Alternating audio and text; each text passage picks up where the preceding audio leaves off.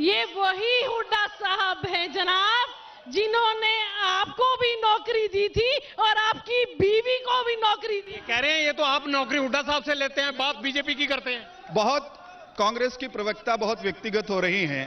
अज्ञानता की इससे बड़ा प्रमाण कोई हो नहीं सकता। मुझे कहा, अरे सुनो, जिस व्यक्ति को मेरी पत्नी मेरे परिवार के बारे में चलिए पर्सनल ना तो ये पार्टी पे आ जाइए। माफी मांगनी चाहिए यहां खड़े होकर के। भारतीय जनता, टॉपिक बदलता हूं, जेजेपी को वोट कटुआ क्यों कहा? देखिए, कहीं ना कहीं दुष्यंत चौटाला जी आज हरियाणा के अंदर इतनी ऊंचाइयों पर हैं, 47+ लेकर सरकार बनाने जा रहे हैं। वो कहीं ना कहीं डर है कि अगर ये आ गए तो सत्ता तो हमसे बहुत दूर चली जाएगी। और बात करते हैं जहां मेरे बड़े अजीज हैं 75 पार की, 75 पार तो प्याज गया, 75 पार पेट्रोल गया, रोज के 75 पार क्राइम पार होता है। आज इसे स्मार्ट सिटी का नाम का धोखा देकर सिर्फ और सिर्फ क्राइम सिटी और प्रोटेस्ट सिटी बनाकर रख दिया। सत्ता में अगर 75 पार की आकर बात कोई करता है तो वो दुष्यंत चौटाला जी हैं, जो कहते हैं कि 75% प्राइवेट सेक्टर में भी। 2 दिन रुक जाइए, बस देखते हैं जनता किसके साथ जाती है। आपका भी इनसे समर्थन है या अलग अलग है? लोकदल, अभी आपने बोला कि वो अजय जी की पार्टी, ये कांग्रेस, बीजेपी भी पार्टी कभी किसी की नहीं होती, पार्टी जनता की होती है। लोक दल, लोगों का दल, पार्टियां कभी किसी की जागीर नहीं होती, पार्टी जनता की। चौधरी देवीलाल के दल का भी पहले यही नाम था, लोक दल। यही नाम, वही पार्टी है, वही लोक दल है, लोगों का दल है। लेकिन आप लोग भूल गए हैं। और असली मुद्दा बेरोजगारी का मुद्दा है। ये जो रोजगार दिन प्रतिदिन खत्म किए जा रहे हैं, हम इस मुद्दे को शपथ पत्र देते हैं और 10,000 नौकरी करनाल में देने की गारंटी। लोगों से पूछ लेते हैं यहाँ के सवाल क्या है। हाँ, सवाल पूछिएगा। हाँ, मेरा नाम कृष्ण कुमार निर्माण है। मेरा सभी पार्टियों से सवाल है और दुख के साथ मैं सवाल कहना चाहता हूं, कोई जवाब नहीं देता, आज उम्मीद है देने। आप सभी पार्टियों का निजीकरण पे क्या पक्ष है? किसी के घोषणा पत्र में स्पष्ट लाइन नहीं है। पेंशन पॉलिसी के बारे में आप क्या कहना चाहते हैं और राष्ट्र की हिंदी भाषा के बारे में आप क्या कहना चाहते हैं? 3 चीजें इन्होंने उठाई, आप बोलिए। सबसे पहले तो सारे हरियाणा वासियों राम राम। 4 लाइनें के दिल का प्यार तेरा है नहीं कि मैं आना जाना बचा लियो, और इस खींचतान में इलेक्शन की अपने हरियाणा बचा लियो। वोटा खातर थारे गांव में खूब मदारी आवेंगे, अपने आप ने संत कवें और आना चोर बताओगे, जात पात की छोटी बात में तुमने समझाओगे, और इतने बड़े से पाया में पाछे ते धमकावेंगे, और सूझबूझते आपस का ये भाईचारा बचा लियो, खींचतान में इलेक्शन की अपना हरियाणा बचा लियो। बहुत बढ़िया कहा। प्रेम बांट रहे हैं, सवाल पूछिए। मेरा ये सभी पार्टियों से निवेदन है कि जब एक एमएलए 2 बार बने, 3 बार बने, 4 बार बने, एमपी बने, वो हर बार अपनी अलग अलग पेंशन लेता है। क्या कर्मचारी ही इतने वो हैं कि उनके पेंशन देने से राष्ट्र पे बोझ पड़ता है?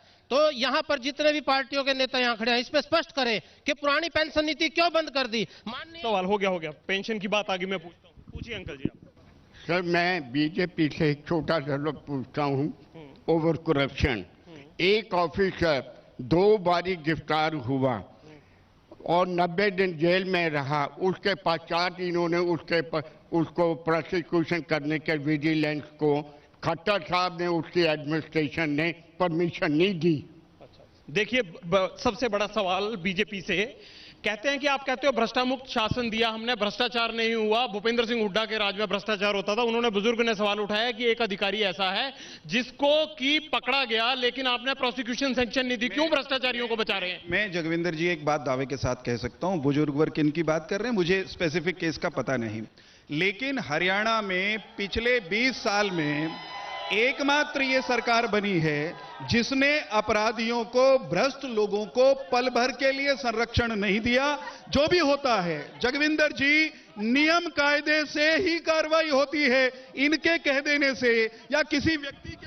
मैं ऑफिसर का नाम लेता हूँ, मैं ऑफिसर का नाम लेता हूँ। वो नाम बताने को सुनिए तो सही, सुनिए मित्रवर, बुजुर्ग वर्ग। वो बुजुर्ग है, उनका सवाल है ना। अब मान लीजिए कि गलती हुई होगी, मैं उत्तर दे रहा हूं ना। किसी भी व्यक्ति के खिलाफ कार्रवाई कानून के तहत होती है जगविंदर जी। और के दर्ग एक्टिव पब्लिक हेल्थ पहली बारी गुड़गांव में गिरफ्तार हुआ, दूसरी बार झज्जर में गिरफ्तार हुआ। खट्टर साहब के एडमिनिस्ट्रेशन ने ये उन्होंने नाम बता दिया। आप बैठिए अंकल, आप बैठिए। किसी भी एक व्यक्ति को, जिसका नाम ये ले रहे वो हो या कोई व्यक्ति हो, नियम कायदे के तहत अगर उसने कोई अपराध किया, उसका दोष बनता, उसको बचाए जाने का सवाल ही पैदा नहीं होता। मैं इनके इल्जाम से सहमत है? कह रहे हैं, सुन लीजिए जरा, ये यहां पर एक केस का जिक्र करके सरकार ने अपराधियों को, भ्रष्ट लोगों को नाथने की जो मुहिम चलाई है, उस पर सवाल नहीं खड़ा कर सकते। हमने किसी को नहीं बख्शा और किसी को भविष्य में भी नहीं बख्शेंगे। रंजीता जी कह रहे हैं बख्शा किसी को नहीं, उदाहरण सामने खड़ा है, आप शांत बैठे रहते हैं, लोग आवाज उठाते हैं। देखिए जगमिंदर, मैं पंचकुला से बिलोंग करती हूँ। हमारे वहाँ के विधायक रेडी वालों से 300 रुपया लेते हैं। आप देखते रहते हैं, आप क्यों रेडी वालों के साथ उनके वहां जाकर धरना देते? बिल्कुल धरने देते हैं, पर जू नहीं रेंगरी। राउंड बर्ड बनाते हैं, 32 लाख रुपया एक राउंड पर लगाते हैं, और उसके बाद जो भ्रष्टाचार कर रहा है अधिकारी, उसकी प्रमोशन करके उसको IAS बनाते हैं। ये है इनकी भ्रष्टाचार मुक्त सरकार। देखिए, भ्रष्टाचार के मुद्दे पर चुनाव लड़ा जा रहा है। प्राइम मिनिस्टर से लेकर मुख्यमंत्री तक सभी कहते हैं कि भ्रष्टाचार पर हरियाणा में हमने लगाम लगाई, बीजेपी की सरकार ने। यहां इल्जाम, और वो बुजुर्ग शरेआम कह रहे हैं कि अधिकारियों को बचाया जाता है। विपक्ष के तौर पर आप भी क्या इस बात से सहमत हैं कि ये जो प्रोपेगेंडा है इसमें दम नहीं है? ये ऐसी बात है जो आपका मीडिया है, हमें तो वैसे ही बदनाम करता है, ये लठ वाली पार्टी है। हम सुरक्षा भी दे सकते हैं और अपना हक भी मांग सकते हैं, और स्टेज के ऊपर चढ़कर हम कह सकते हैं हमारे साथ जाति करके देखो। ये लोगों ने हमारी सरकार देनी चाहिए, ये लोग इनको भी बता देंगे। जिस प्रकार बुजुर्ग ऊपर चढ़ के आ रहे हैं ना, इसी प्रकार चीफ मिनिस्टर की कुर्सी को भी ऐसे ही पकड़ लेंगे। चोटीवाला साहब ठीक कह रहे हैं। देखो जी, बीजेपी का अगर शासन आ गया तो ये सांस लेने पे भी टैक्स लगा सकते हैं। देखिए कह रहे हैं तो सांस पे भी टैक्स लगाएंगे। जगविंदर जी, अभी लोकदल के प्रतिनिधि कह रहे थे हम स्टेज पर चढ़कर फलाने की कुर्सी भी खोस लेंगे। ये गुंडागर्दी, ये धक्काशाही, इसी के खिलाफ भाजपा को हरियाणा में जनादेश मिला था। ये उस पार्टी के प्रतिनिधि हैं जिनके बड़े नेता जेल में हैं, अदालत से सजा पाके भ्रष्टाचार के आरोप। आपके कारण ही बीजेपी सत्ता में आई हरियाणा में, ये कह रहे हैं, ये क्रेडिट दे रहे हैं आपको। तो कहने दे रहो, मैं एक बात कहना चाहता हूं, चीफ मिनिस्टर की बहुत बड़ी बात है। एक बोद्धा आदमी गांव की सरपंची नहीं कर सकता, और ये बोद्धे आदमी ने सारा हरियाणा जलवा के रख दिया। कहां थे उस शब्दों की मर्यादा का ख्याल रखो। मर्यादा तो रखे, जब ऐसी बात होगी तो ऐसे ही हम कहेंगे।